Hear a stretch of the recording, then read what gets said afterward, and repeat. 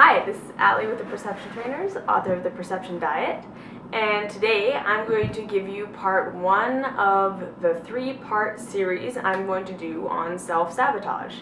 So I was asked in the comments of one of my other videos to talk about self-sabotage. She said that she didn't understand why she had done all the work and made all the changes and done all the heavy lifting of losing weight, and then just gone right back to all of her old habits and regained all the weight.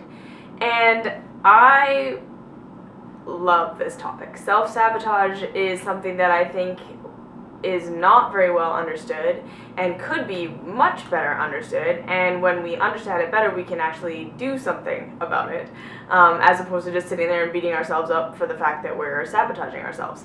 So I'm going to make this three-part series because I feel like there are three main reasons why we sabotage ourselves, and then for each reason that you are probably sabotaging yourself, I'm going to give you a little exercise and some tools to help you work through it so that you can actually, do something about it. Because, just identifying the problem isn't necessarily identifying a solution. So I want to give you actual solutions that you can use in your life when you identify with these reasons why you might be sabotaging yourself, okay? So today in part one, we're going to talk about reason number one why we sabotage ourselves, and that is comfort, safety, familiarity, predictability. Okay, so what do I mean when I say those words?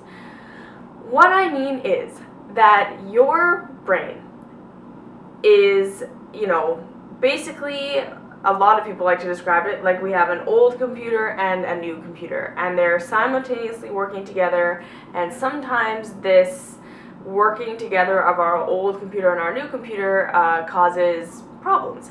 So we have this brainstem, part of our brains, that is like the oldest part of our brain, right?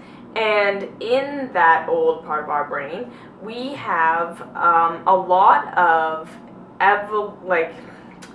imprinting and patterning that was put there like when humans were developing. Okay, so we still have stuff going on in our brains from when we were hunter-gatherers surviving in the wild. Okay, so obviously life was very different back when we were hunting and gathering and trying to survive than it is now. And then so combine that with our frontal lobe, which is all about higher reasoning and higher thinking and logic and and even like spirituality and empathy with other people. And when you combine these two parts of the brain, sometimes we get our wires crossed a little bit. So when it comes to things in your life that are sabotaging your happiness or sabotaging your health or sabotaging you from reaching your goals, so this can be anything. This can be overeating, this can be smoking, this can be drinking, this can be chronically lying, this can be chronically getting sick, and I'll talk about that a little bit later.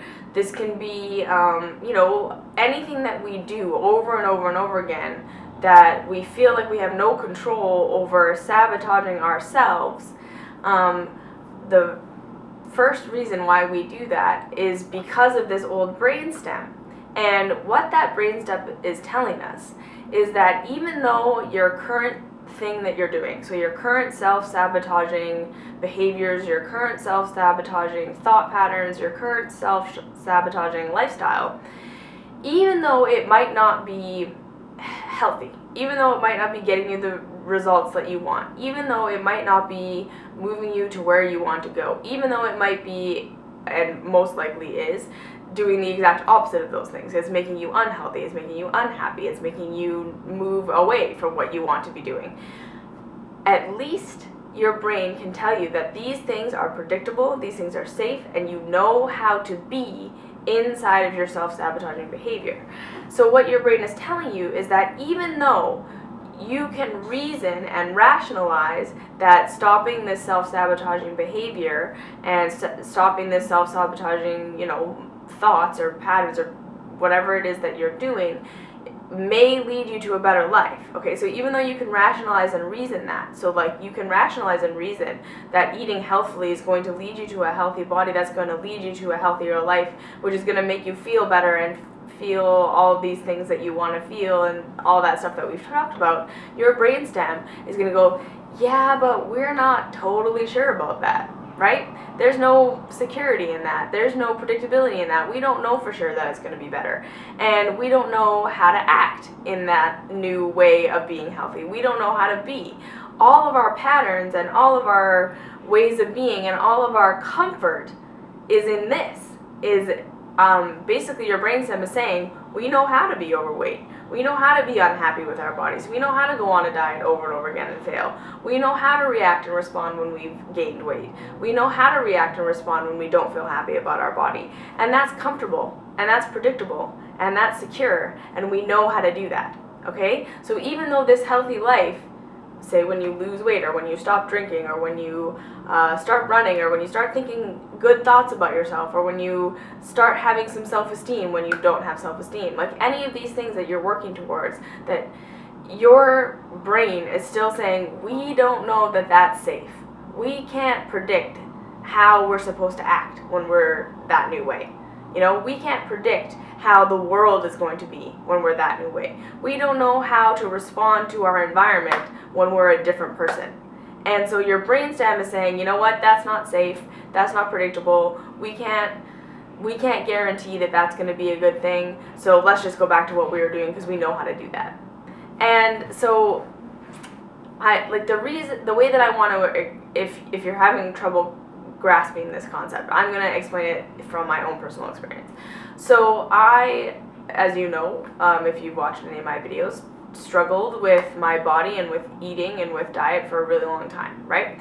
And I remember for years, literally years, so not like a little while, a long time, I was always the girl who was on a diet. I was always the girl who was struggling with my weight. I was always the girl who was struggling with my body image. I was always the girl who, you know, you inevitably end up having a conversation with me about how insecure I feel in my body and how much I don't like myself, or how much I'm going to go on this diet or that diet or this exercise or that exercise. And this was my identity, okay? So every single time I tried to move forward in, you know, getting a healthy diet, or, you know, like stabilizing in a healthy diet, or stabilizing in my body weight, or getting healthy exercise routines or whatever, I would always sabotage myself.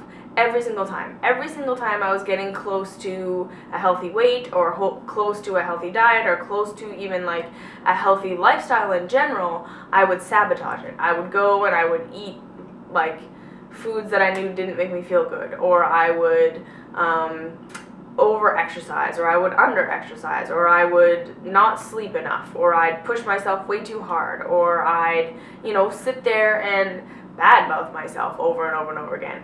And I kept thinking, like, why do I keep going back to these behaviors that I know are not serving me? I can tell intellectually that if I just stop doing this stuff, and I know what to do. Like, I'm a nutritionist. Like, I know what to do.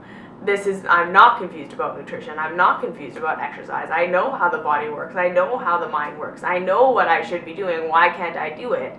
And it came down to, I sat there and I said, you know what, like, who would I be if I didn't have this diet thing going on all the time?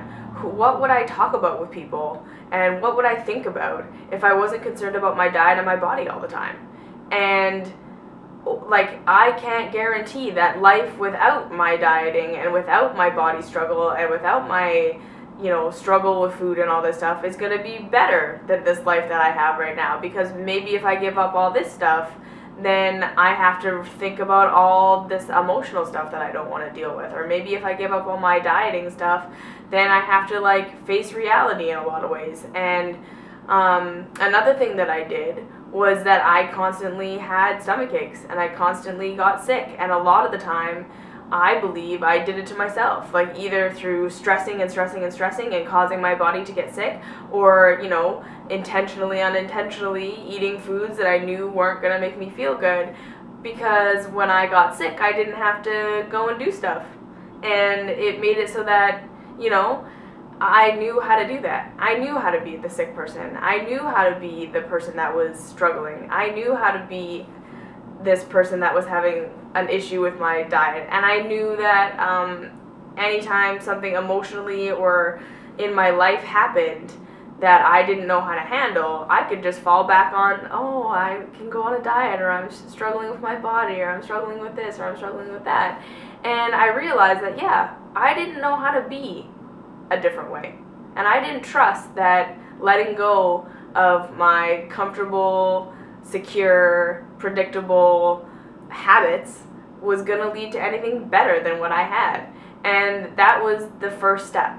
So what I want to say to you is, with your self-sabotaging behavior, I want you to remember that even though it might not be good, even though it might not be helpful, even though it might not be, you know, perceived to be something that's moving you towards your goals, and obviously it's probably moving you away from your goals, to just understand that it's comfortable. You know how to do this.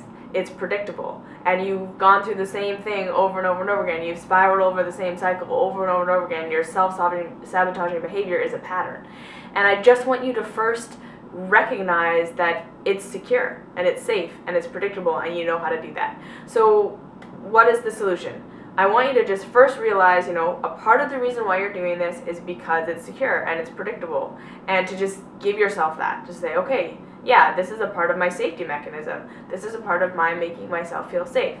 So, if I don't want this to be the thing that makes me feel safe anymore, how can I start to include different things in my life that make me feel safe that are not this, right? So, for me, I spent more time cuddling in bed sometimes when I felt really insecure, or I spent more time talking with friends, or I got a counselor to help me feel safe. I journaled more to help me feel safe, right? I started to do some of these other things that gave me some predictability and stability in my life that were not my self-sabotaging behaviors.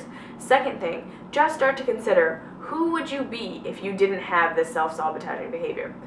If you no longer had this thing that you do, you don't have it anymore to complain about, you don't have it anymore as an excuse for why you do what you do, you don't have it anymore as an excuse for why you're not happy, or why you're not moving forward, or why you're not doing what you want to be doing. It's gone. Who are you going to be? Who is this person that doesn't have this self-sabotaging behavior? And I just want you to start thinking about that. And if you feel really uncomfortable thinking about that, that's a good thing, okay? And we'll talk more about this in part 2 and part 3. So just for now, who would you be if you didn't have your self-sabotaging behavior?